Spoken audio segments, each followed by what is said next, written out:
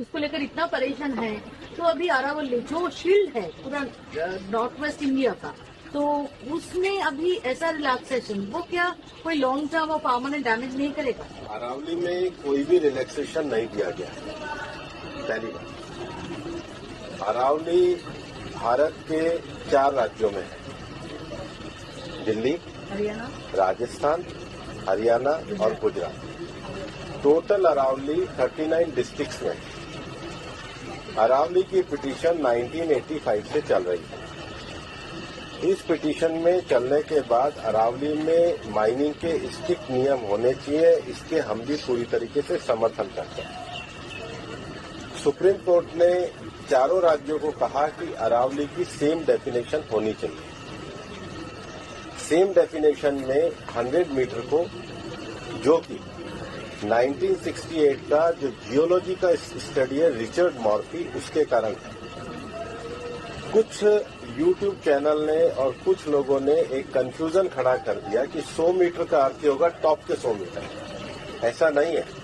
उसका जो base structure है, जो पर्वत का बेस स्ट्रक्चर है, अगर वो जमीन के अंदर भी 20 मीटर है, वहां से लेके 100 मीटर तक प्रोटेक्शन है।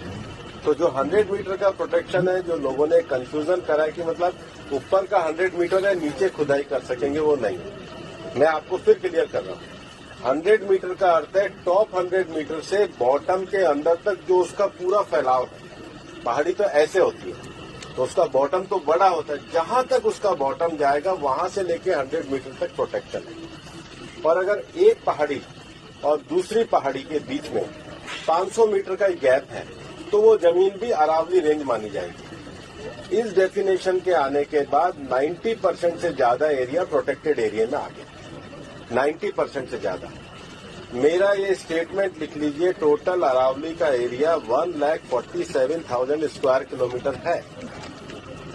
इसके बाद केवल अभी की जो मेरे पास 39 डिस्ट्रिक्ट है, केवल 217 किलोमीटर, मतलब 2% में ही माइनिंग हो सकती है।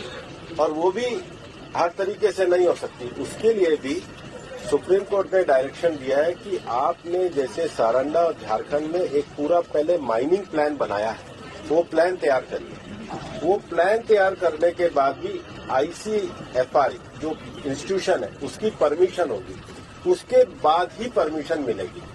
दिल्ली में कोई भी माइनिंग अलाउ ही नहीं है, ना होगी। मैं फिर दोहरा रहा हूँ, दिल्ली की अरावली हिल्स में माइंस पूरी तरीके से बैन है। अरावली में लगभग 20 से ज्यादा फॉरेस्ट रिजर्व प्रोटेक्टेड एरिया वो एज इट इज रहेंगे।